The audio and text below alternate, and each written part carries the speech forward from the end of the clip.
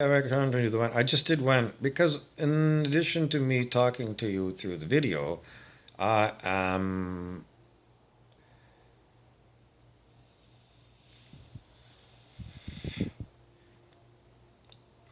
me, Bobby Burrows, doesn't do anything. I don't do anything. Bobby Burrows decided that he wanted to ditch his ego because he was taught by many spiritual teachers about that's what you have to do. So he did the spiritual work. It's spiritual work, it's inner work, and only you can do it. So, David R. Hawkins, Eckhart Tolle, two examples that I've been using lately. You can go check out those teachers, and if you follow those teachings, then you end up like me. So, these attacks on me, these horrific attacks that you see if you look back on 5 more videos behind or 10 more videos behind, I'm always attacked because I am. Let's see. Well, I just muscle tested myself earlier today. I got 700. So 700 are the beginning of an enlightened states of being. And it's kind of cuckoo pants because, when I was reading Dr. Hawkins and his own experience about some of the things that were going on within his body and some of the things that he experienced, I didn't experience a lot of the things that he talked about that he had. But then again, Dr. Hawkins never said that he was under demonic attack by remote neural monitoring electronic harassment. And I've had that experience right now. Anyways, we have to use that technique called reframing. Reframing is when you feel victimized. And if you were to really look back, I don't know, I've lost one of my YouTube channels because YouTube decides that they don't like me because I tell too much truth. And they gave me the 3 strikes, and that was the end of my first YouTube channel. Give me a moment here, because when this demonic attack happens, here, sometimes I need a few minutes in order to get settled again, and again, and again, and again. So this demonic attack, why is it allowed by God, you might say? Because you're a God person, Bob. Why is it that God is not protecting you? It's because I was told by Sam Elliot, the actor. He didn't come to my house. No, he came through the remote neural monitoring. But then, I don't know, after I had been tortured by Pindar the Horrible, he came in and he said something to the effect of, Sam Elliot, the actor, the Western actor, he says, "You're one tough son of a bitch, Bobby Burrows." That's all he said, and he wandered away. So clearly I am a tough son of a bitch, and that's why God picked me to be the example for you of how horrible it's going to be in the future on planet Earth the way things are going, with the technological hijacking of human beings and turning everybody into a slave via electronic means. So that's what this is all about. I'm a tough nut, and over again, year after year, day after day, I am tortured by this fucking shit. And God doesn't turn it off because God wants you to come and see this incredible thing, me being tortured day after fucking day after day after day. Because it's, the monkey mind wants to monkey see and, figure out what's going on and, how it relates to me. Maybe it's entertainment. And maybe sometimes it's a horrific thing. Maybe you get a dream in the middle of the night that it's you instead of me. In the original Star Wars, that was shown when Luke Skywalker was fighting Darth Vader, and then he cut off Darth Vader's head. And lo and behold, it wasn't Darth Vader inside. It was Luke Skywalker, whose head was in the inside. Do you remember that scene? It's like from Fight Club, the same kind of an idea. That, when you see another person, you say namaste, which means the spirit in you is the same as the spirit in me. Same spirit. Namaste. I recognize that. Greg Braden, if you go to YouTube, Greg Braden, Sacred Mirrors of the Essenes is a great video you can watch on the same subject if this interests you. So, yeah, from the perspective of God, the Spirit, Source, Soul, it's Earth Ascension, where everybody has got to change. And I gave you the 2 teachers that you can use, because that's very good information. They're well written, and David Hawkins and Eckhart Tolle are also on YouTube for those of people that don't like to read. But it's clickbait. All of this fucking horrible is the most horrific torture But it's been reframed from me being the victim of remote neural monitoring, the victim of Scott Dougal at Google, creator of adrenochrome laptops, adreno chips inside, and they call them chrome. Adrenochrome. Johnny Depp, Fear and Loathing in Las Vegas, drinking that fucking drug made from human blood, tortured children. They showed that in that fucking movie.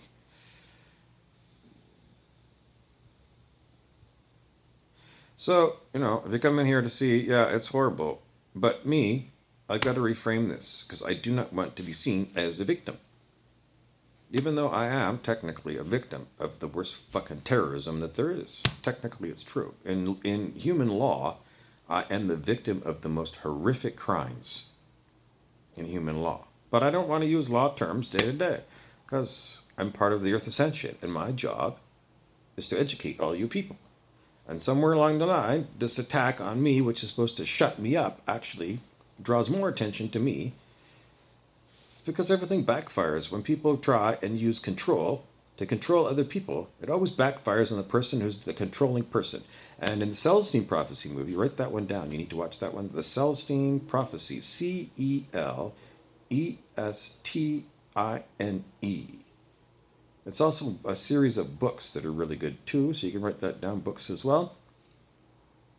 Anyways, watch the movie to get yourself involved, and then you'll learn even more about Earth Ascension and how, the main character in the movie had to change through the movie. Had to change. So all you people out there looking at me, it's the carrot and the stick. The stick is, this technology is already out there.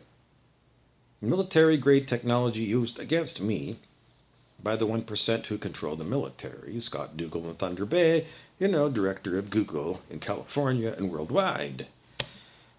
Thunder Bay boy that was my best friend. Well, not my best friend, but a good friend, or better acquaintance. I don't know, what would you say? I don't know.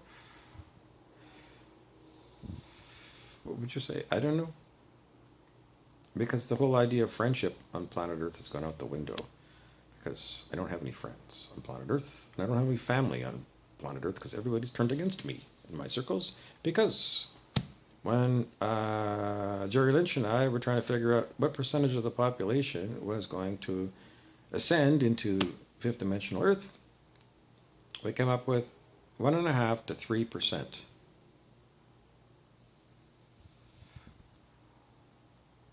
Which means 97% of the people on planet Earth are about to die permanently and go to the lake of fire for being devils. Because it's up to everybody to raise their consciousness to 540 or higher. 540 is a pass of Earth School, and you go to 5D heaven. But if you don't get 540, even 539, you'll go the other way, and that's the big stick. Forever and ever burning in the lake of fire because you disobeyed your own soul, your God self of you. You disobeyed your wise self to go along with Igor the ego. And Dr. Hawkins said, your ego will kill you, period.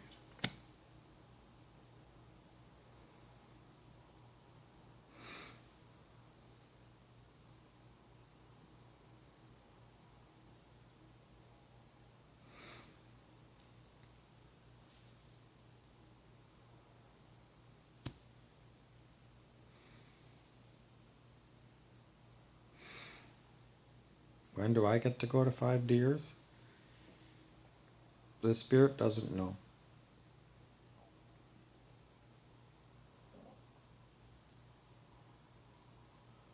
And this is a spiritual teaching. And that is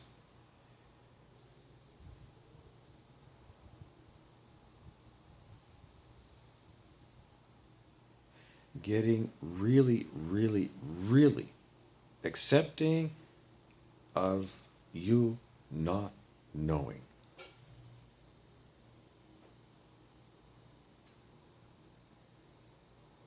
And that's very hard for egoic people who want to control everything.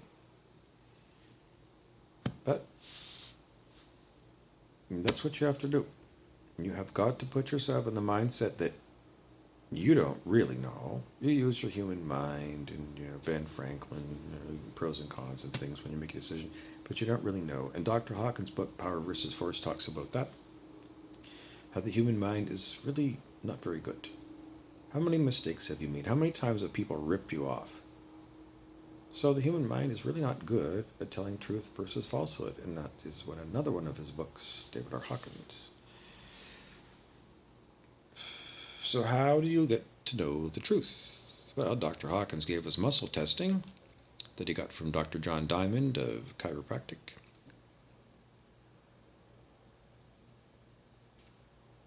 Do you still think that I should know when I'm going to 5D Earth? You got to turn over the reins of your life to higher power. That's what they teach you in Alcoholics Anonymous, and I haven't been, but I've watched enough movies to know that's what they talk about. And David R. Hawkins talks about Bill W., the founder of Alcoholics Anonymous, and he doesn't really talk about it in his books, but, on the back pages of other reports. Some people say that Dr. Hawkins at one point was an alcoholic, and that's why he mentioned Bill W., because maybe Dr. Hawkins, not officially, but maybe he was attending Alcoholics Anonymous. It's just the human condition that we fall into alcoholism so easy.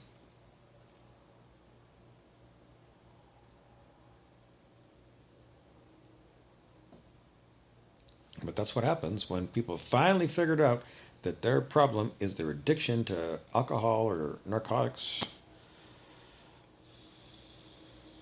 Some people take a long time,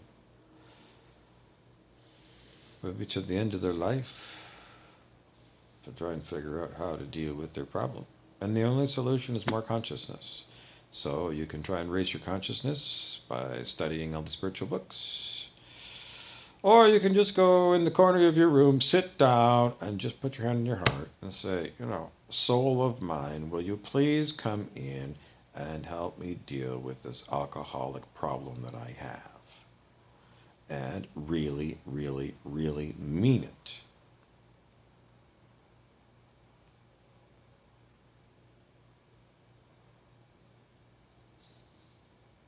And Osho, the spiritual teacher, is going to say, humans aren't ready to give up whatever they're addicted to until they're good and sick of it.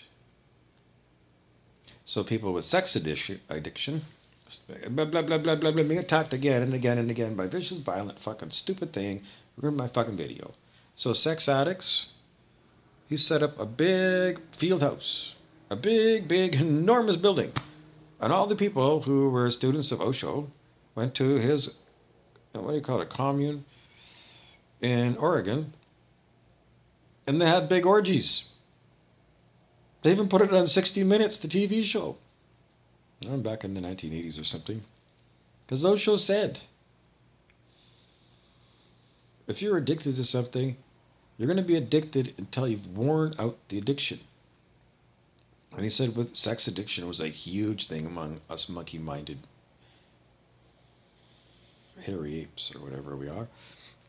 Because we really are no different than those fucking monkeys. I do.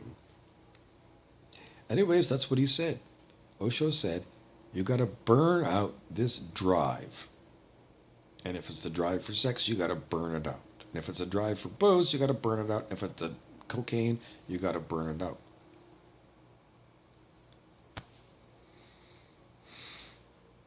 Does it say you got to keep drinking? Yep.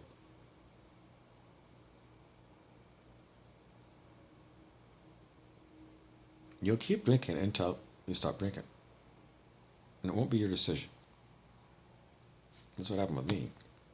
It wasn't my decision. For decades, I knew I was drinking too much.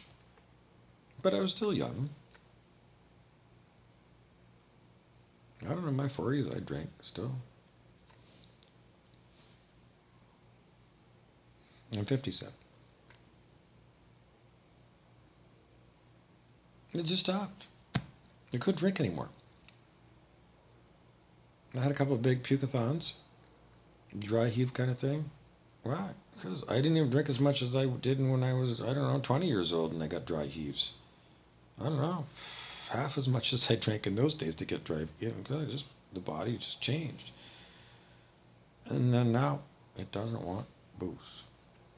Now, can I have a drink? Yeah. Am I an alcoholic?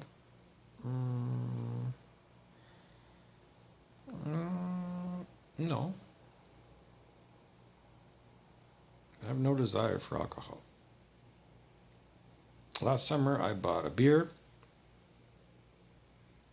I opened the can of beer. I took a swig. It tasted like beer. It was good. I had a second. It wasn't a swig. It was more like a sip.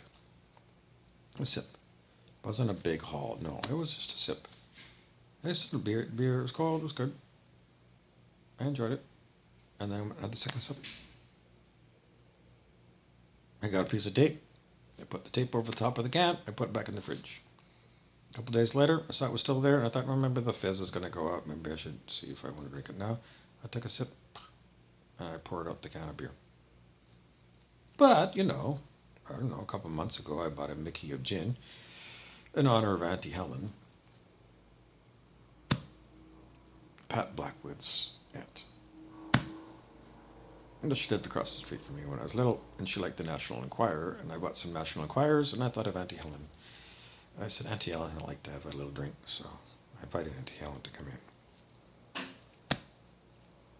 and look at the National Enquirer with me. But, it was a small bottle, and it lasted a long time. Seriously, I didn't drink a whole Mickey in one full sip. No. I don't know. The whole night of me doing the National Enquirer and the bottle of gin, when I think, I'm asking Brent Beeson the devil because he always keeps track of everything for me. Because he's always looking to see where I screw up. He thinks maybe 2 ounces. And then next night when I was doing the National Enquirer, maybe another 2 ounces. Sippy cup. I don't know. I probably drank it at the course of 2 hours. 2 ounces over 2 hours just for flavoring for a drink because I'm thinking of Auntie Helen and the National Enquirer. Why am I reading the National Enquirer? Because mainstream news is garbage. And if you're going to have anything mainstream at all, it used to be considered 100% garbage, the National Enquirer.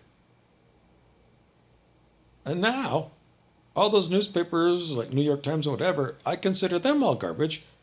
I've got to read something, so, we'll look at the National Enquirer, kind of move with them. I don't know, what do you get? So, I don't know, let's see what we got. Now, this is not a new one. This was April 11th of this year. And that's what we have. We've got these old movie actors. Mel Gibson looks gross. Schwarzenegger looks old. Eastwood, they look really old. I think that's Hugh Grant. Here's the old bitch, Queen Elizabeth II. Why is Queen Elizabeth II? Why is she even on the cover? Because she's the mom of the worst fucking terrorist on the planet, Prince Andrew of Epstein's Island, who still is on the loose, still free. Now, you tell me we got civilization? That is not civilized. You're going to tell me that Scotland Yard of Great Britain has no independence from the Queen? That's what it appears to be. It appears that Scotland Yard, the police service of Great Britain, can be told by Queen Elizabeth to fuck off when it comes to her family. So is it really a democracy in the UK? The fuck it is. So we got to get rid of everything to do with Queen Elizabeth and everything to do with her parliamentary style governments. Because in the end, if she's still calling the shots, then she's a fucking what? She's a tyrant, and she is. So the old bag can hang by the neck until she's dead, and at the same time, all of her sons can die too. Because they need to extinguish that fucking bloodline completely. Because otherwise, in 100 years, they're going to have pretenders to the throne. So basically what they're going to have to do is get that book called Burke's Peerage that has all the peers of the realm, that's all the aristocrats and royalty, and they got to track down every member of those fucking families and extinguish them. All the aristocrats on planet Earth are going to have to be extinguished because they're the 1%, and they're the ones that refuse to share. So we're going to take it all as the people, and all those fucking people are out the door. And he's given that they're so gluttonous and greedy, and they refuse to share, and they take whatever little bits that we can get for ourselves. The fucking queen rat herself, They must be extinguished because they're not human. Human beings share, and they won't. And if you won't share, then you're going with Queen Elizabeth and Prince Andrew to the lake of fire to burn forever as a devil. Because we're ascending into 5D Earth, which is a form of heaven. And I would rather have heaven than hell. But if people who are attacking me all the fucking time don't want me to go to heaven, and they don't want to help other people go to heaven, then what are they? They're fucking hellions.